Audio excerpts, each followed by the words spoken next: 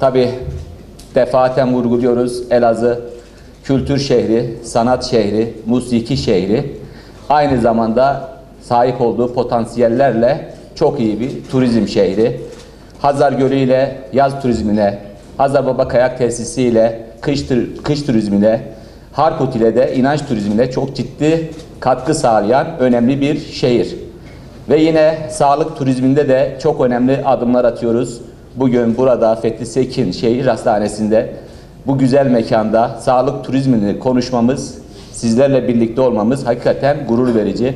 1038 yatak kapasiteli bu hastane aynı zamanda Fırat Üniversitesi Hastanesi, özel sektör yatırımlarıyla sağlık alanında çok iyi bir konuma geldiğimizi herkes vurguluyor ve bizler de müşahede ediyoruz. Son zamanlarda MTA tarafından Cip köyünde jeotermal su kaynağıyla ilgili biliyorsunuz, malumunuzdur.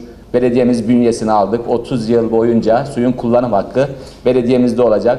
Bizler de bu sağlık turizmine termal otelcilikle katkı sunabilme adına çalışmalarımıza başlayacağız.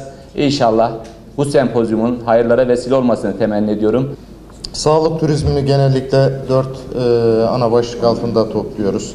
Birisi termal sağlık turizmi, diğeri medikal turizm, yaşlı turizmi ve engelli turizmi olarak bunu gruplayabiliriz. Tüm dünyada milyonlarca insan daha az maliyetle ve daha iyi sağlık hizmeti alabilmek amacıyla özellikle göz, diş, ortopedik tedaviler ve cerrahi tedaviler olmak üzere ya da estetik cerrahiler olmak üzere destek alarak tedavi olmak ve bunun yanında da kültür ve doğa turizminden de yararlanmak amacıyla arayışlar içerisine girmektedir ve sağlık turizmine yönelmektedir. Özellikle yaşlı kıta denilen Avrupa'nın gerçekten yaşlanmış nüfusunun bir taraftan sağlıkla ilgili destekleri alabilmek, diğer taraftan da iyi bir tatil geçirebilmek amacıyla bu tür yerlere yöneldiğini biliyoruz. Günümüzde sağlık turizmi kapsamında ülkeleri dışına çıkan yaklaşık 30 milyon insan var. Dünyadaki sağlık turizmi harcamaları ise yaklaşık 500 milyar dolar ile ifade ediliyor. Ülkemizin de 2023 hedefi 1,5 milyon sağlık turisti ve 10 milyar dolar gelir olarak ortada duruyor. Türkiye sağlıkta değişim dönüşümle birlikte ulaştığı kaliteli sağlık hizmet sunumu sayesinde hem kendi vatandaşlarına hem de başka ülke vatandaşlarına kaliteli sağlık hizmetini en uygun şekilde sunan bir ülke haline gelmiştir. Bir yoğun bakımcıyım ben aynı zamanda. 20 yıl önce ilk yoğun bakım ünitesini açmaya çalıştığımızda yemekhaneden yoğun bakım yapmıştık. Bir monitör bulabilmek için çok uğraşıyorduk. Ventilatör hastanede aradığınızda, yani solunum cihazı halk tabiriyle hastanede aradığınızda herkes birbirinden kapıyordu solunum cihazını. Bugün çok modern, dünya çapında, hatta dünya standartlarının üzerinde hastaneler ve yoğun bakımlara sahibiz. Bunun kıymetini de iyi bilmemiz gerekiyor. Amacımız özellikle yakın komşu coğrafyamız başta olmak üzere tüm dünyaya kaliteli, hızlı ve güvenilir sağlık hizmetinin sunulması. Uzmanlaşmış nitelikli insan kaynağına sahibiz. Bunun yanında coğrafi yapımız, kültürel altyapımız, tarihimizle birlikte bütün dünya için bir cazibe merkezi konumundayız. Yine ülkemize gelen turist sayısından bu aşikar olarak anlaşılıyor. Ülkemiz tercih edilen bir turizm bölgesi. Bunu sağlık turizmi ile birlikte birleştirdiğimizde bunun potansiyelinin çok daha yukarılara çıkacağını tahmin ediyorum. Değerli mesai arkadaşlarım, sağlık turizmi artık bizim için bir devlet politikası haline gelmiştir. Çünkü bu tek başına bir kurumun veya bir kuruluşun, bir hastanenin başaracağı bir husus olmadığını düşünüyoruz.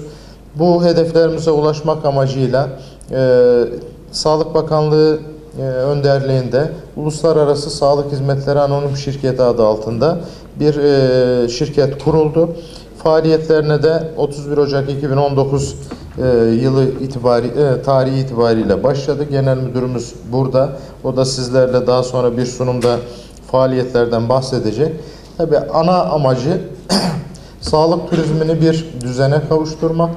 Birinci amacı. İkincisi sağlık turizminin özellikle yurt dışında sağlık turizminden faydalanmak isteyen kesimler için bir devlet güvencesi sağlamak sağlık tesislerimiz için.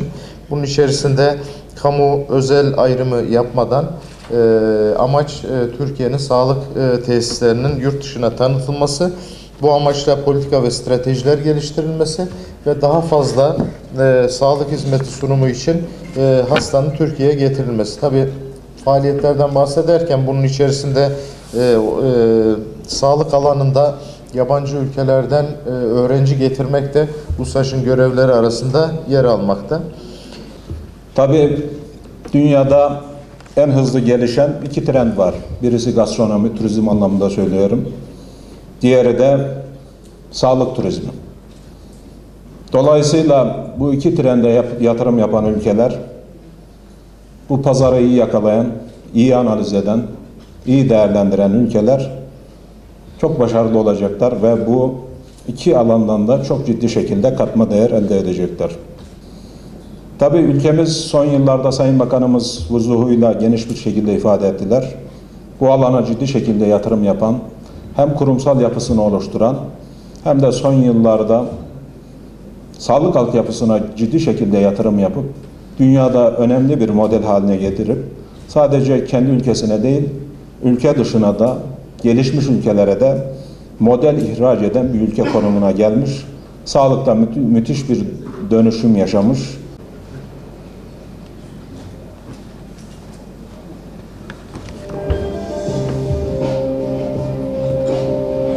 Zengin tarihi geçmişi, doğal güzellikleri, coğrafya